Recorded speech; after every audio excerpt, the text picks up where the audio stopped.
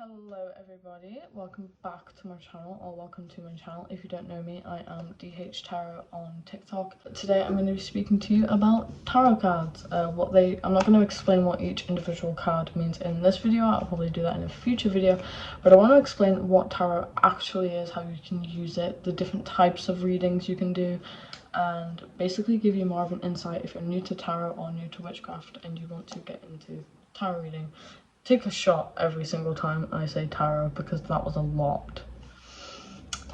So tarot cards are very old. They have been used for hundreds of years and they can be used for several different things. They can be used to get closure on a situation that's happening at the moment. They can be used to learn lessons from your current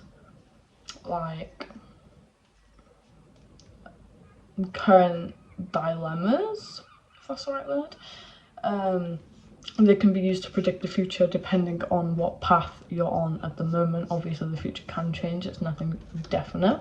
Hi, it's Editing Danny here at the moment. I just want to also put a disclaimer that tarot cards are a guidance to what your future may hold. Obviously if you change something in your life or you change the path that you're on currently, the future can obviously change, and the tarot cards can't predict that, so because it's obviously still free will and free choice.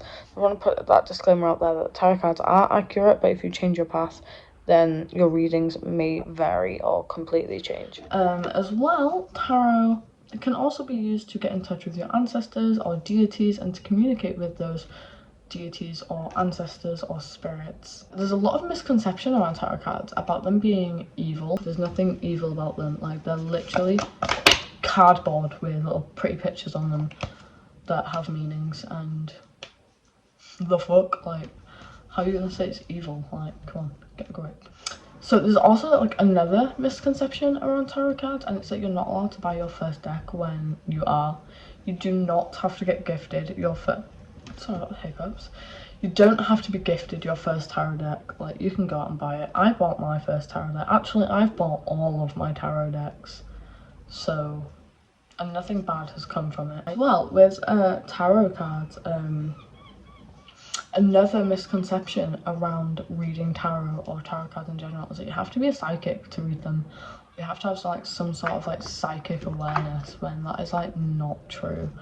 I'm not a psychic at all. I can't see the dead, I can't communicate with the dead, and I read them pretty good, pretty accurately. I do live readings on TikTok, and I've not once gotten like a negative feedback. Like, people have been shocked at how accurate they are, and it really is just the manipulation of energy and putting your intention, just like you would in everyday witchcraft, is putting your intention into the cards, knocking them 3 times to cleanse them before you start a tarot reading, putting your intention, putting your question out there. And if you're reading for someone else, it's putting their energy into the cards, if that makes sense, by using their question, their names, but like your energy doing it.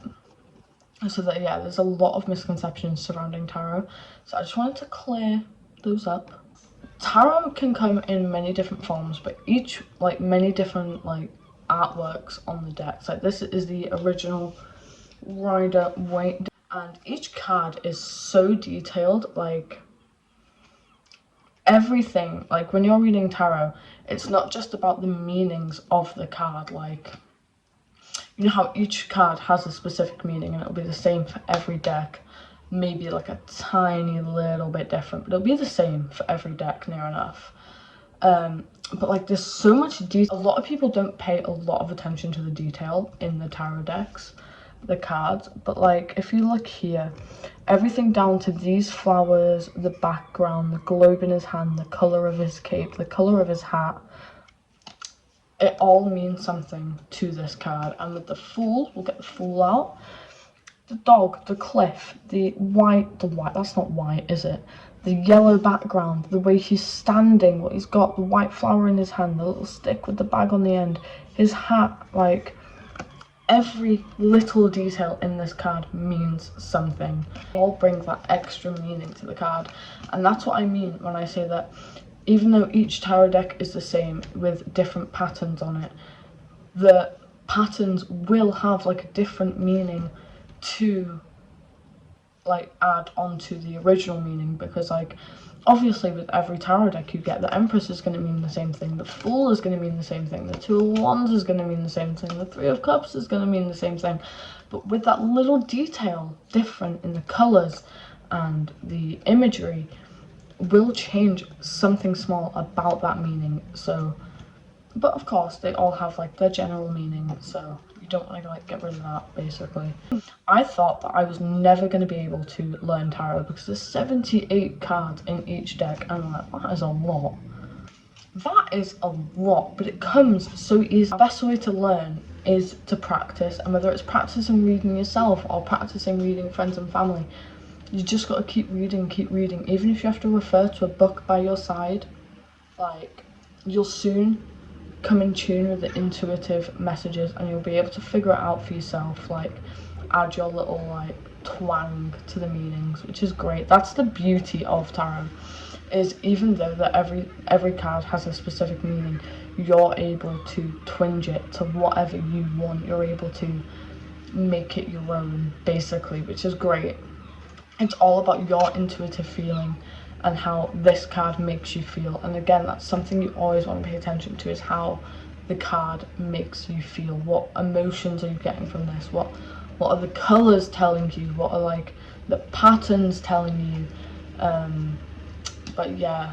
So I know this was a really quick video and it wasn't that much in detail, but I just wanted to get like a quick video out talking about tarot, because I feel like tarot is one of those things that people kind of stray away from because it is intimidating, because there's 78 cards to learn and there's a lot of misconceptions surrounding it. So I just wanted to clear some of the misconceptions up and teach you a little bit about tarot, how you can learn it, rather than teaching you myself. And everything you learn about tarot, whether it be online or by a book, you always want to cross-reference, no matter what. Cross-reference what you're learning, because you never know, somebody could be having you on. So make sure you're always cross-referencing and make sure you're learning off multiple sites. Make sure you're not just going off what people say. Like, I even want you to cross-reference me in this video, because like, I don't want you to just trust me. Like, you do have to learn for yourself, and you do have to make sure the information that you're being fed is correct. Anyway, that is it for this video. I did hope you enjoy. I'm going to do a more detailed series about tarot cards in the near future, where I'll be teaching you a little bit about each card and the imagery and the colours that I used in each card. There are 78 cards, so it may take me a while to film, and there'll probably be several different parts. But I do really hope you enjoyed this video, and I'll put my social medias up on the screen if you'd like to follow those. I'll also put my link tree in the bio if you'd like to purchase a tarot reading from me. But yeah, I hope you enjoyed this video, and I hope I will see you in the next one.